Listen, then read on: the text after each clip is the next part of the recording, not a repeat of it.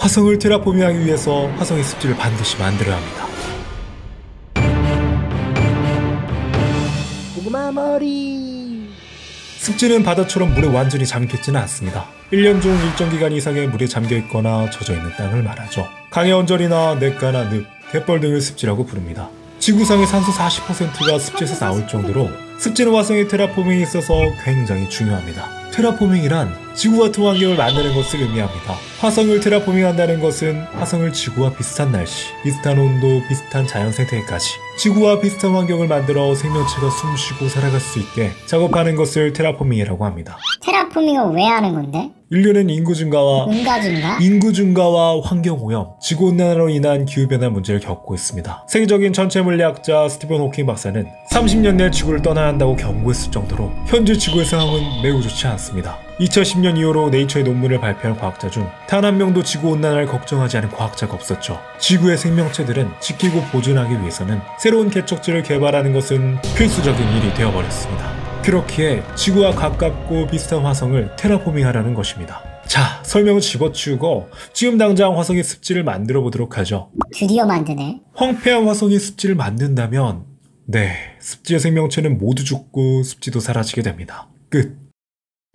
뭐하냐? 라고 하면 이런 영상이 안 만들겠죠. 습지에 사는 생명체들은 화성의 극악한 환경에 버틸 수 없습니다. 딱 봐도 여기는 지구상의 생명체가 살아갈 수 있을 것 같지가 않습니다. 테라포밍하기 위해 화성의 습지를 만들어야 하지만 화성의 습지를 만들기 위해 먼저 다른 단계를 거쳐야 합니다. 일단 화성은 자기장이 매우 약합니다. 자기장은 우주로부터 온갖 해로운 방사선을 막아주는데 자기장이 약하다면 생명체들은 방사선에 의해 피폭등에 죽게 됩니다. 그래서 인공자기장을 구성하여 자기장을 만들어야 합니다. 자기장을 만들었다면 화성의 온도를 높여야 합니다. 화성은 무지하게 춥습니다. 이런 온도에서는 지구상의 일부 생명체를 제외하고 모두 얼어붙어 죽게 될 겁니다. 그래서 화성의 온도를 높여야만 합니다. 여러 방법들을 통해 화성의 온도를 높이고 화성의 온도가 높아져 화성의 극지방과 지하에 있는 얼음들을 녹여 지상으로 끌어올려 바다를 조성해야 합니다. 바다는 화성의 온도를 조절하는 아주 중요한 역할을 하죠.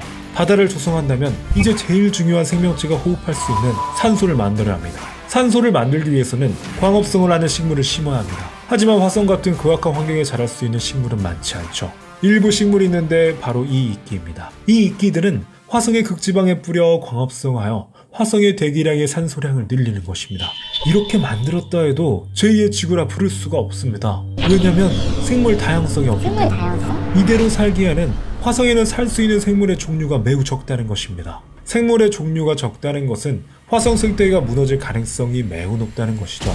만약 이대로 테라포밍을 마치고 이끼로 덮인 화성을 생각해 보도록 하죠. 그런데 갑자기 이끼에 강한 바이러스가 나타난다면 어떻게 될까요? 화성의 이끼가 바이러스에 전멸할 겁니다.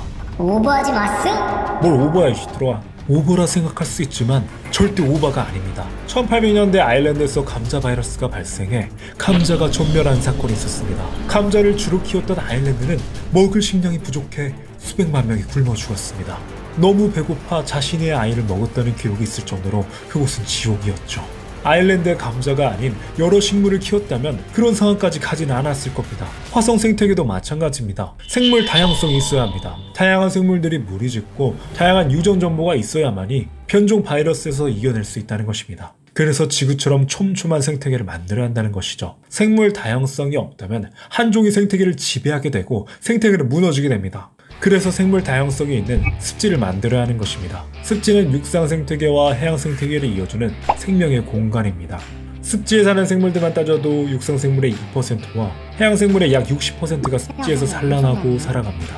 행성 화성이 아닌 국내 화성만 봐도 알 수 있습니다. 갑자기 화성에서 화성으로 간다고? 국내 화성 습지는 습지 중에서도 꽤나 특별하게 갯벌, 기수습지, 민물습지, 호수가 모두 존재하는 독특한 환경입니다. 그래서 전세계 희귀하고 멸종위기종인 철새들이나 오리, 기러기류 같은 서로 다른 환경을 선호하는 물새들을 모두 한 자리에서 볼 수 있는 멋진 곳이죠. 그런데 이런 화성 습지가 사라지면 한국 생태계는 큰 혼란에 빠지게 됩니다. 지금도 한국은 습지가 얼마 남지 않았죠. 이대로 습지가 모두 사라지면 한국 화성이 되어버릴지도 모릅니다. 화성 습지의 중요성은 람사르 습지로 알 수 있는데 화성 습지는 람사르 습지 지정의 모든 기준을 훨씬 초과했으며 화성시가 람사르 습지 지정을 위해 힘쓰고 있습니다. 람사르 습지로 인정받는다는 것은 지구에서 반드시 지켜야 할 곳으로 중요하다는 것입니다. 반드시 지켜야 할 전 세계의 습지가 사라지게 된다면 지구는 생물 다양성을 잃고 멸망이 가속화되겠죠. 즉 화성의 습지가 사라지면 화성이 된다는 건가? 생물 다양성뿐만 아니라 화성이 적극적으로 습지를 만들어야 하는 다른 이유도 있습니다. 바로 화성의 기후변화입니다. 화성을 인공적으로 지구처럼 만든다는 것은 화성의 기후가 어떤 식으로 변화할지 모른다는 것입니다. 태양계에서도 지구와 가장 비슷하다고 하나 중력도 지구에 비해 3분의 1 수준이고 행성을 구성하는 물질도 철이 많습니다. 그런데 이곳에 바다도 조성하고 대기도 만들고 온도도 높이는 것은 화성 기후에 나쁜 영향을 끼칠 수 있다는 것입니다. 과거에 물이 흐른 적이 있다고 하나 오랜 기간 동안 바다로 인한 침식이 없었기 때문에 급작스러운 화성의 바다로 인해 지반이 무너져 홍수가 발생할 수도 있고 예상치 못한 바다의 흐름으로 인해 가뭄이 발생할 수도 있습니다. 중력이 3분의 1이고 화성의 환경과 온도는 지구와 많이 다릅니다. 어떤 제한급 기후가 발생하는지 예측할 수도 없다는 것입니다. 자연재해를 예측할 수 없고 심각하다면 아무도 그곳에 살고 싶지 않을 겁니다. 그런데 이 기후변화를 안정화시키는 것이 바로 습지가 될 수 있습니다. 습지는 바로 해양선을 안정화시켜 해일의 피해도 막고 습지의 식물들이 물을 저장하여 가뭄 때 물을 방출하여 가뭄을 막기도 합니다. 홍수가 난다면 홍수를 막아주는 역할도 하죠. 거기다가 황폐화되어 보이는 화성에 영양소를 공급하기 때문에 비옥한 땅으로 가진 화성으로 만들기 위해서는 반드시 습지를 만들어야 한다는 것입니다. 한국은 과잉 개발로 인해 지난 20년간 습지 약 61%가 파괴되었습니다.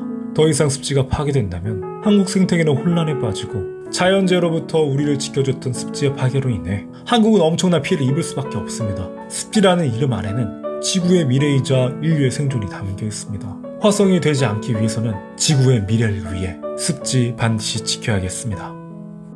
맨날 반드시 지켜야 한대. 근데 왜 사람들은 안 지키고 부수기만 하냐고.